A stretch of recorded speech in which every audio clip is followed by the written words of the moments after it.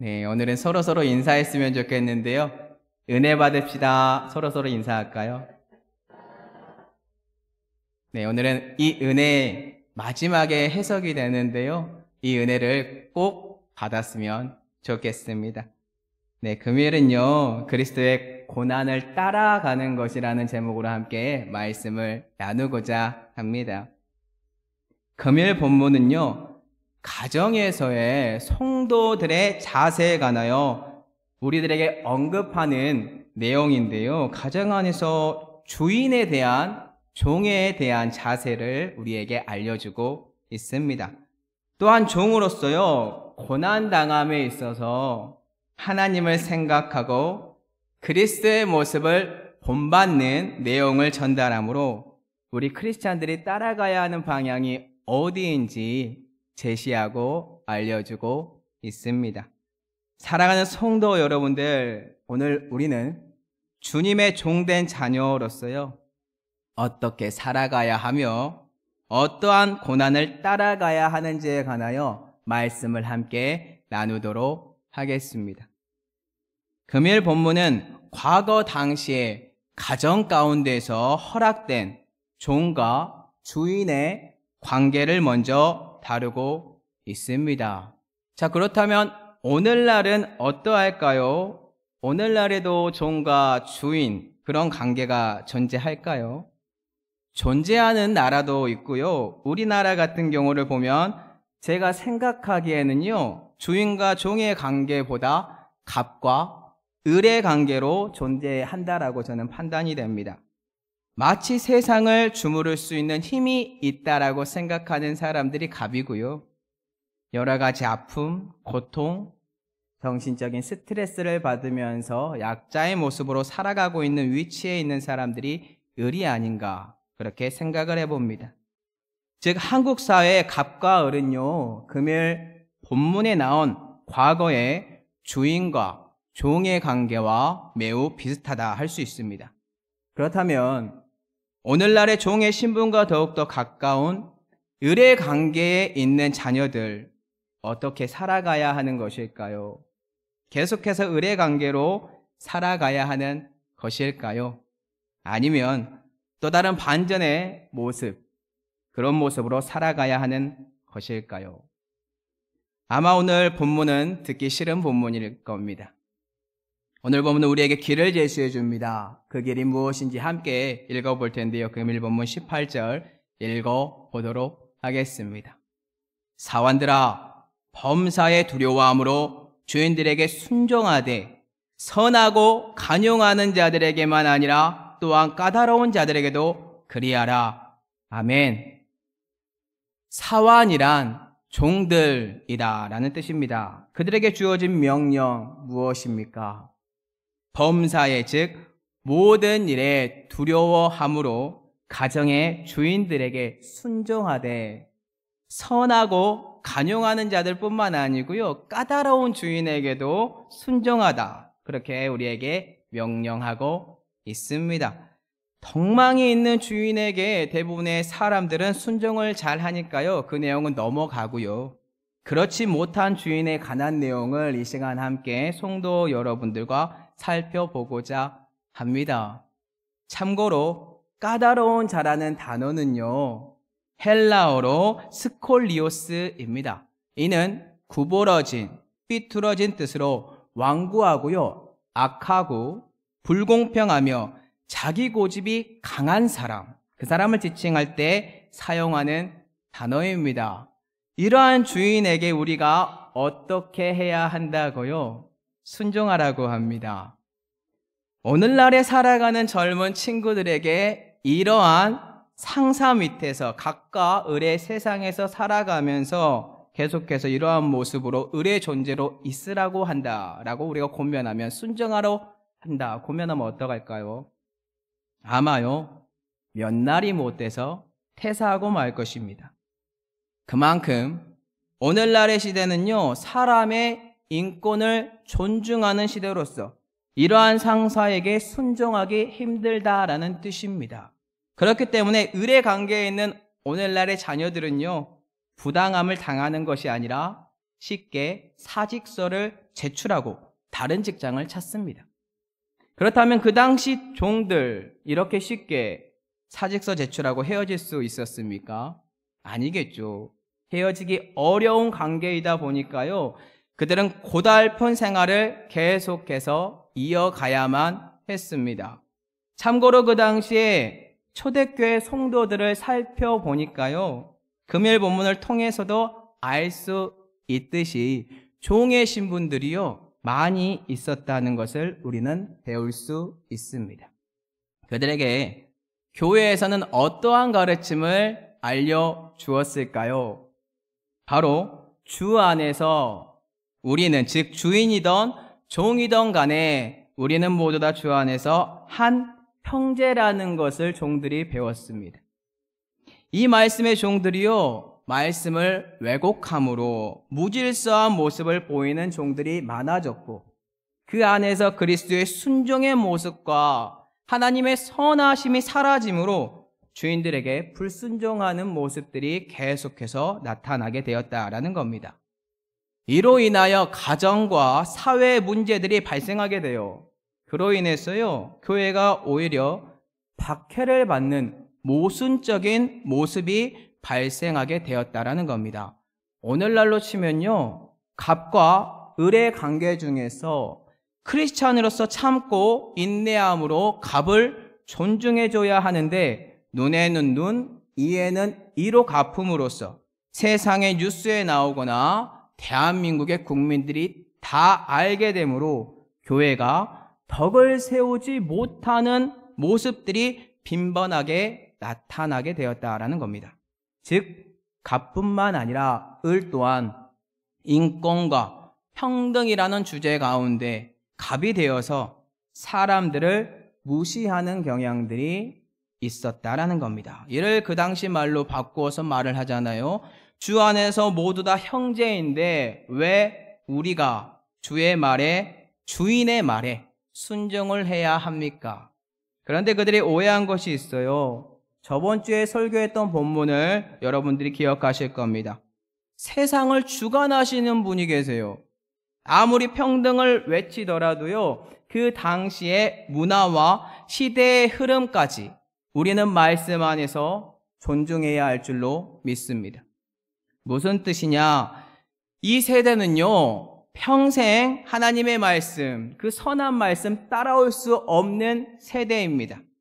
이 세대는 타락한 본성이 난무하는 시대로서 갑과 을이 존재하고요, 주인과 종의 관계가 존재할 수밖에 없는 세상입니다.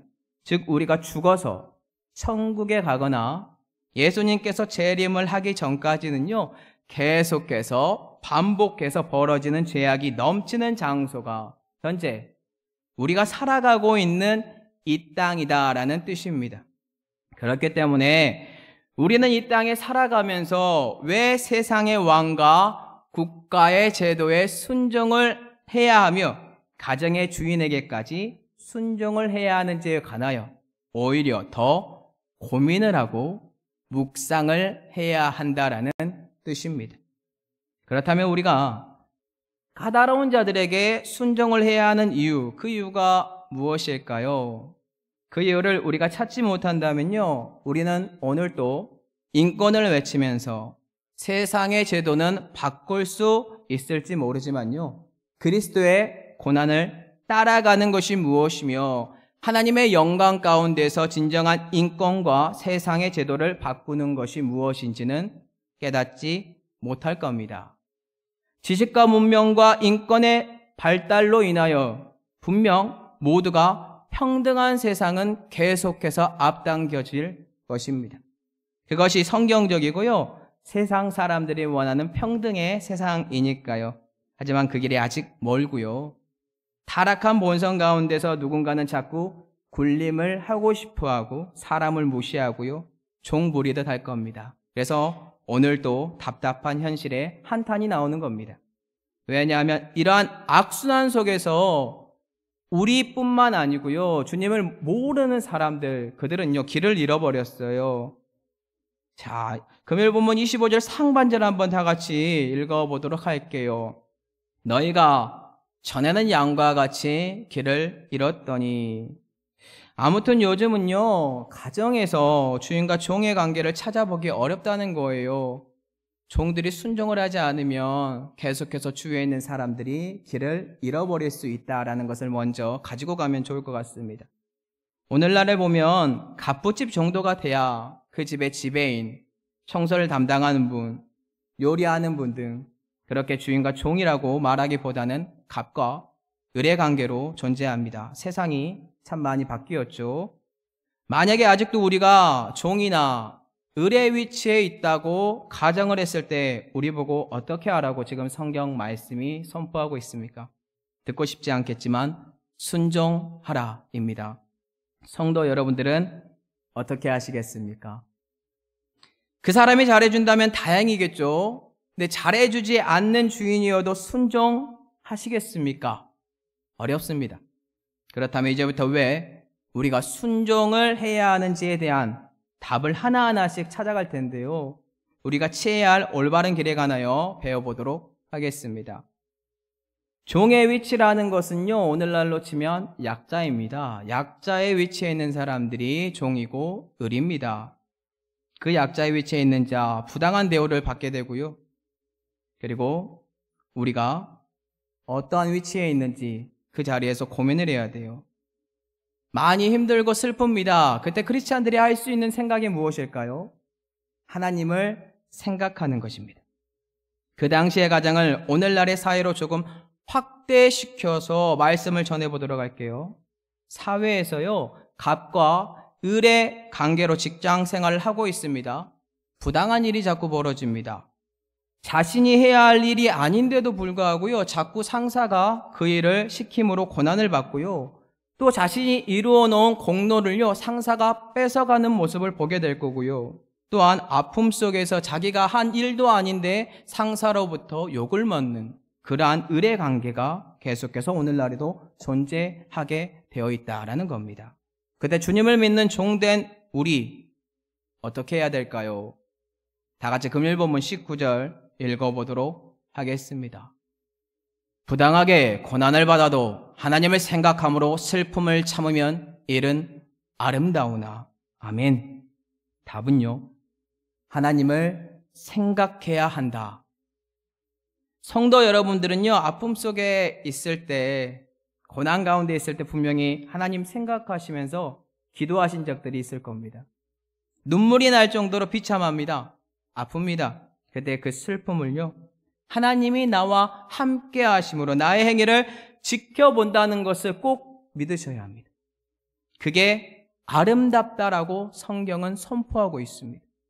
그렇다면 여기서 말하고 있는 아름답다, 이 뜻이 무엇일까요? 헬라어로 카리스라고 합니다. 문자적으로 해석하잖아요. 은혜입니다. 19절을 다시 은혜로 바꾸어서 해석을 하잖아요. 성도들이 부당하게 당하는 고난 가운데서 하나님을 생각함으로 슬픔을 참으면 하나님을 생각함으로 참을 수 있는 그 자체가 바로 하나님의 은혜다. 그게 아름답다 라는 뜻입니다. 성도 여러분들은 어떠한 것이 은혜라고 생각하시나요? 다양한 은혜의 축복들이 분명히 성경 말씀에는 존재합니다. 하지만 오늘은요, 부당한 고난을 하나님으로 말미암아 참는 것, 그것이 은혜라고 합니다. 그렇다면 우리는 어떠한가요? 주인이나 직장 상사로부터 이러한 고난이나 억울한 일이 당했을 때 오히려 그 억울함을 호소하면서 맞서 싸우고 계신가요? 아니면 참고 인내함으로 하나님을 진정으로 생각하고 계신가요?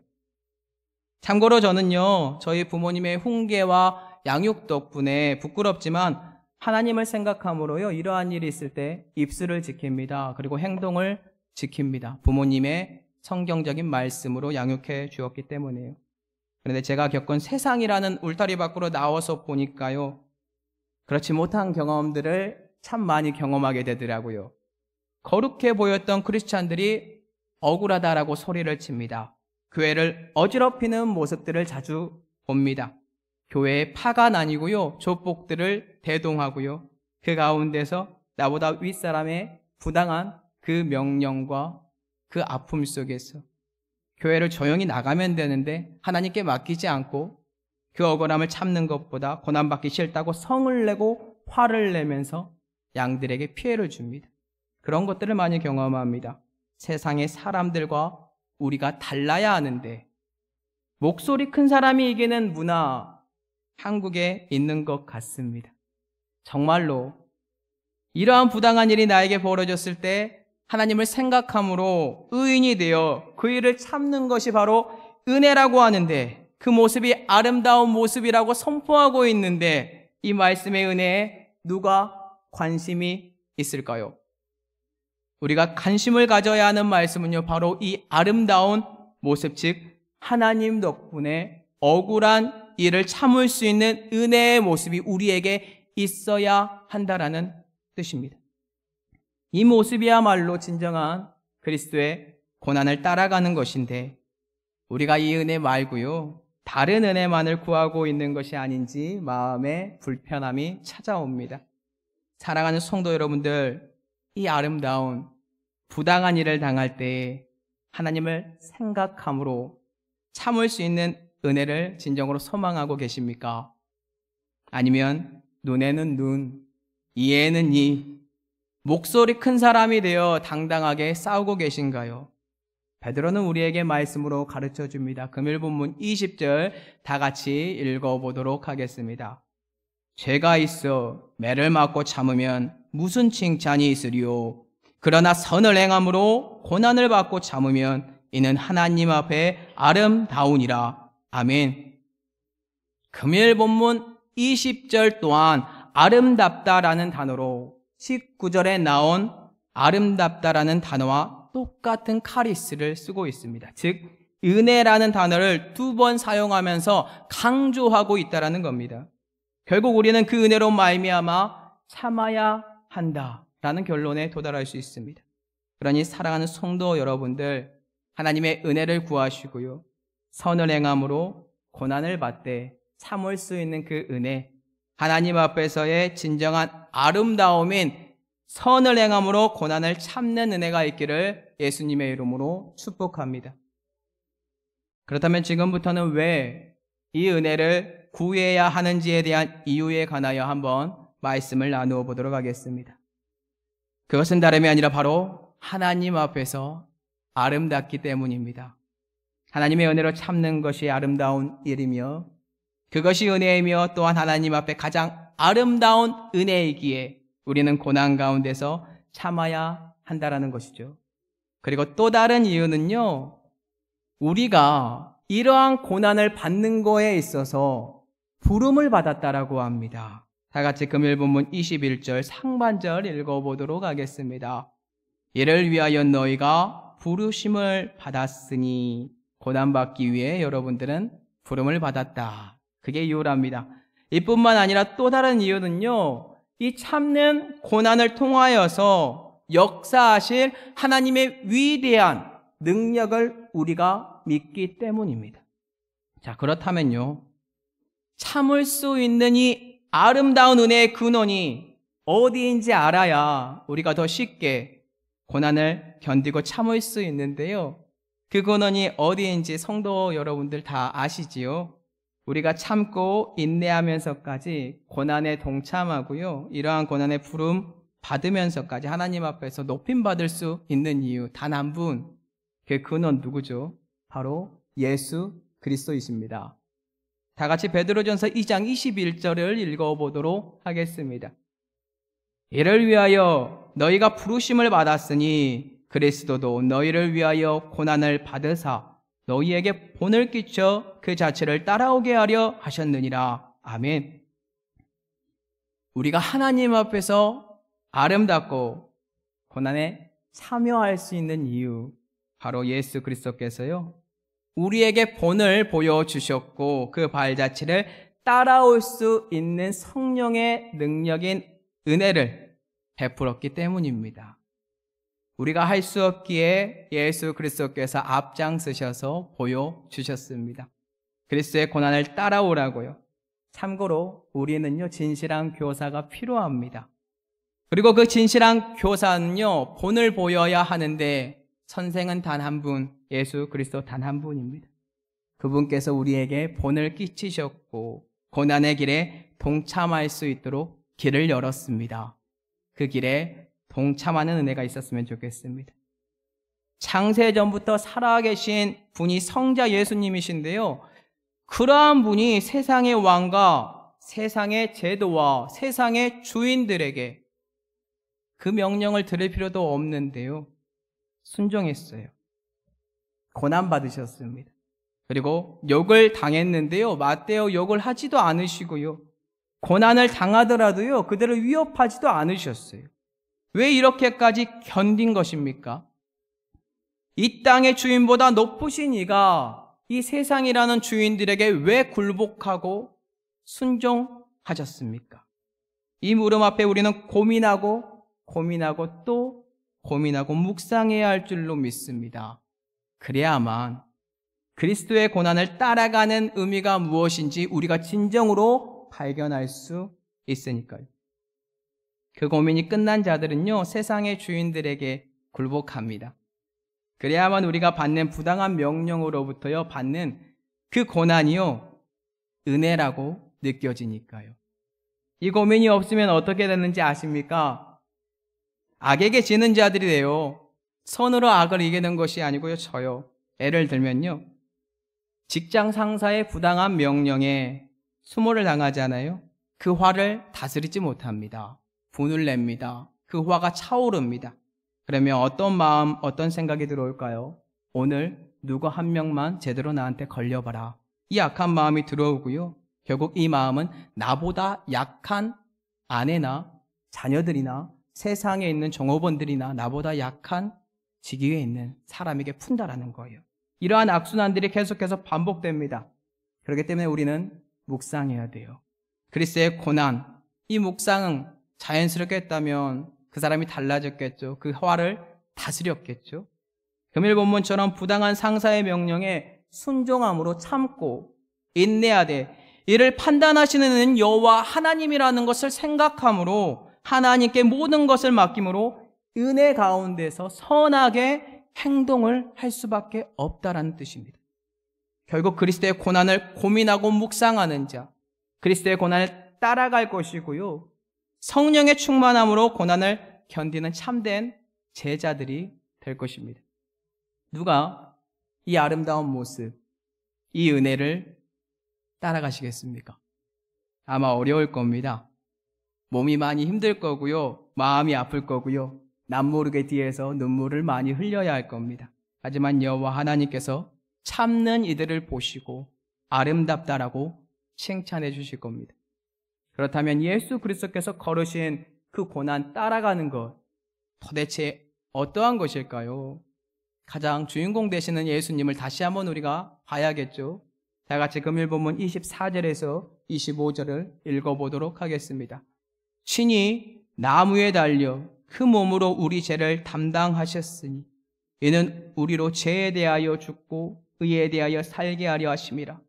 그가 채찍에 맞음으로 너희는 나음을 얻었나니 너희가 전에는 양과 같이 길을 잃었더니 이제는 너희 영혼의 목자와 감독 되신 이에게 돌아왔느니라. 아멘. 그리스도의 고난을 따라가는 것은 첫째, 죄에서 해방이고요. 둘째, 목자 없는 양들이 길을 잃은 양들이요. 목자와 감독 되시는 예수 그리스도께 다시 돌아오는 것을 의미합니다. 이 두 가지는 큽니다. 아직도요, 죄에서 해방되지 못하고 세상 가운데서 헤매고 있는 자녀들의 죄의 해방을 바라는 아버지의 마음을 우리가 묵상하고 안다면 우리는 무엇을 해야 할까요? 순종 가운데서 그리스도의 고난을 따라가야 한다라는 것입니다. 나보다 남을 생각하는 이타적인 하나님의 은혜의 마음이겠죠. 분명히 화가 날 거고요. 부당할 겁니다. 남들보다 아플 거예요. 그런데 그 뒤편에 있는 죄악이라는 아픔 속에서 허덕이고 있는 진정한 하나님의 잃어버린 양들, 즉 하나님의 가족을 생각한다면 오히려 마음이 아파올 겁니다. 우리는 세상의 주인들로부터 갑이 아니라 을 또는 종으로서 살아가는 존재들입니다. 하지만 진정한 우리의 주인이 누구죠? 바로 여호와 하나님 한 분입니다. 그리고 우리는 모두 다 그리스도의 종입니다. 그 종들에게 자유함을 주셨고 은혜를 주셨고 죄에서 자유함을 주심으로 하나님과 대화할 수 있는 하늘에 속한 자들이 되게 해주셨습니다. 이 은혜를 안다면, 이 축복을 안다면 우리가 어찌 예수 그리스도를 묵상했다면 순종을 안 할 수 있을까요? 우리가 순종하고 그 부당한 대우를 받아야만 하나님께서 역사하시고요, 예수님을 그들에게 보여주심으로 말미암아 죄라는 굴레에서 벗어나 올바른 길을 갈 수 있도록 모든 사람들에게 알려줄 수 있는데 어찌 우리가 고난을 동참하지 않을 수 있을까요? 우리보다 높으신 예수님 또한 나의 죄를 사하여 주시기 위하여 이 말도 안 되는 세상의 군왕들에게 순종하심으로 고난을 받았는데, 그러므로 나의 죄가 사라졌는데 이 은혜를 갚아야 하지 않을까요? 평생 가더라도 갚지 못할 이 은혜를 안다면 그리스도의 고난을 따라가야 하지 않을까요? 언제부터 부당하다고 소리만 쳤습니까? 누구는 소리칩니다. 그리고 또 외쳐야죠. 이렇게 말을 해요. 그렇다면 그리스도는 왜 그러한 아픔과 고통 속에서 침묵하셨을까요? 하나님은 죽었나요? 아니잖아요. 우리의 죄악 때문에 양들이 길을 잃어버렸잖아요. 그래서 그들은요, 목자 없는 양이 아니라 예수 그리스도의 그 침묵과 고난 속에서 목자 있는 양이 되었습니다. 주님께서 부당함 속에서 순종했기 때문에요. 이뿐입니까? 주가 온몸에서요 채찍질을 당하셨고요, 머리에는요 가시면류관을 쓰셨고요, 옆구리에는요 창이 찔렸고요, 손목에는 못이 박혔습니다. 근데 그 아픔보다 자녀를 잃어버린 하나님 아버지의 마음이 더 크기 때문에 주님께서 고난을 받으신 것이 아닙니까? 바로 우리를 죄에서 건져주시기 위해서요. 오늘 이 고난에 누가 동참하시겠습니까? 누가 이 세상의 주인들에게 순종하시겠습니까? 그리스도의 고난의 참된 의미를 아는 자들이, 하나님을 생각함으로 아름답구나, 이게 은혜이구나를 아는 자들이 순종할 수 있을 것을 제가 믿습니다. 오늘의 은혜는요, 다른 데 있지 않습니다. 하나님을 생각하시고 주인의 명령에 순종하시되 선을 행함으로 고난을 받고 참는 그 아름다운 은혜를 꼭 사모하시기 바랍니다. 그것이 바로 그리스도의 고난을 따라가는 것입니다. 그래야만 우리 주위에 있는 잃어버린 양들이요, 우리가 죄에서 해방된 것처럼 그들 또한 죄에서 해방되고요, 주님을 믿고 돌아오는 역사를 발견하게 될 것입니다. 오늘 이러한 은혜가 넘치는 성도 여러분들이 되시기를 예수님의 이름으로 축복합니다.